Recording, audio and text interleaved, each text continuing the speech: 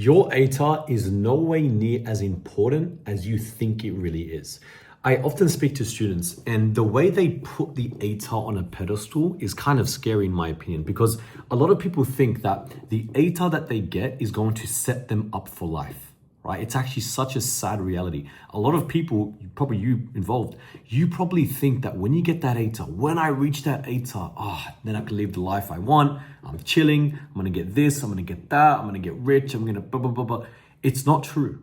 It is genuinely not true, okay? Because the ATAR, at the end of the day, it is just a number.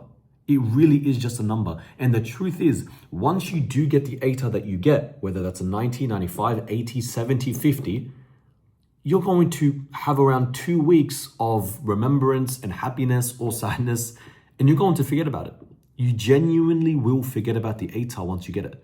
In fact, if it wasn't for this, if it wasn't for the program that I run, I would have forgotten my own ATAR, right? Because it really is not as important. All it is a number that a university comes in, looks at it, and they're like, yep, you can get into the university, and that's it. That is literally it. And it boosts your ego a little bit maybe, right? Makes you happier, sure.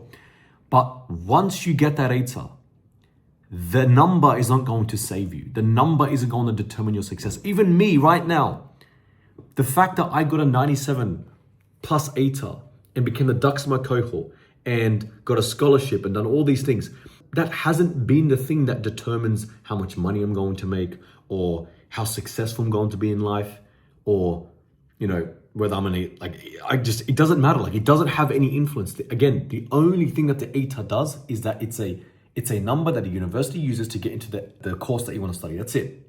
That is it. Full stop. Nothing else. You're not smarter because you have a high ATAR. For example, if you look at someone who gets a 99.95 ATAR and you call them smart, you're wrong. They're not smart. They might be smart, but they're not smart because of the ATAR that they got. If you're looking at me saying, oh wow, you got a 97 plus ATAR, he must be, it's irrelevant. It's literally just a freaking number that a university uses. That's it. Okay, so why am I making this video, right? You might be thinking, what the hell? Why is someone who makes videos on ATAR, has a whole program teaching people how to get the ATAR? Why is he telling me that ATAR doesn't matter? Here is why. I want you to start thinking beyond the ATAR. Because this whole self-improvement thing, you knowing how to study properly, you learning how to become more disciplined and focused and fixing that mindset of yours and becoming more productive. And even the whole premise behind my program, a lot of students don't even know this.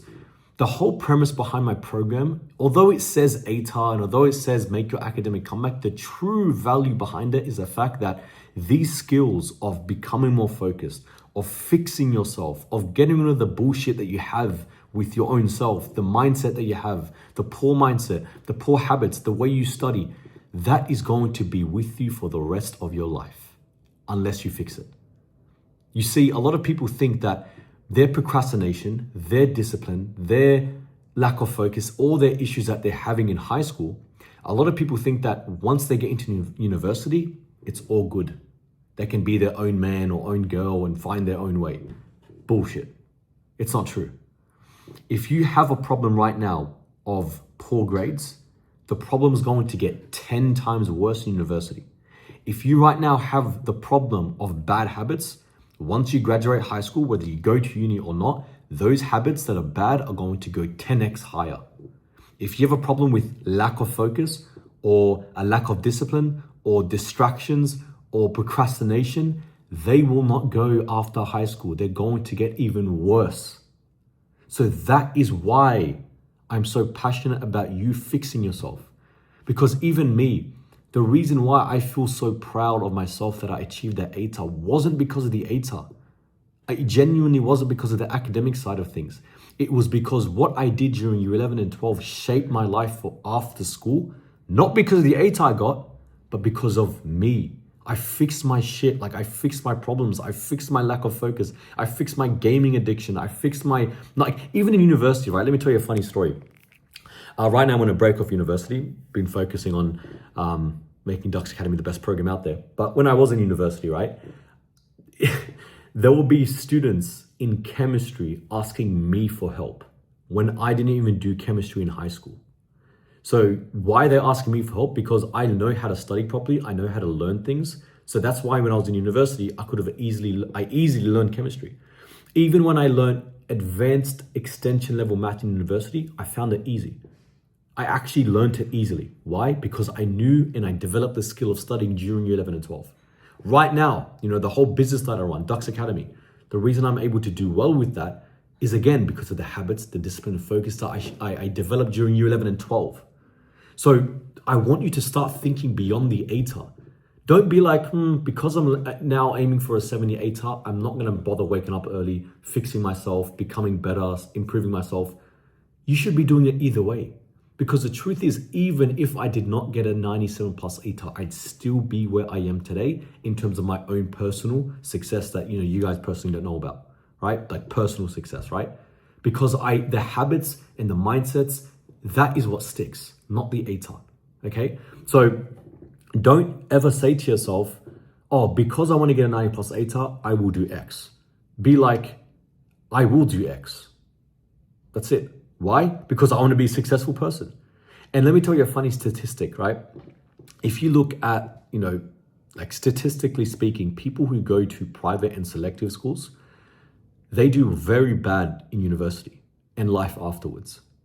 Like more so compared to other people. Why? Because they're spoon-fed. And because they're spoon-fed, they haven't learned how to develop themselves. And because they haven't learned how to develop themselves, well, they can't do anything on their own. That's a prime example of that.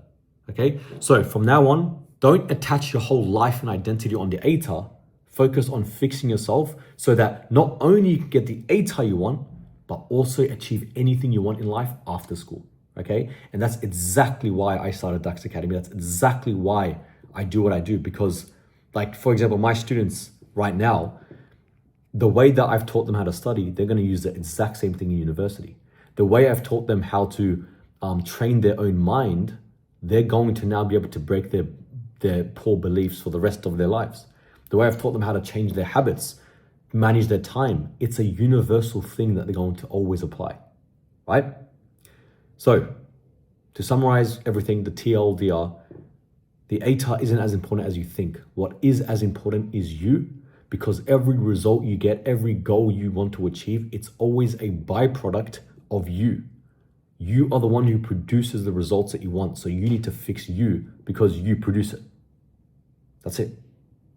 If you want my personal help in changing yourself and achieving the ATAR that you want, but not just that, setting yourself up for life after school, then check the link in the description down below. I'd love to speak with you. I'll see you in the next one.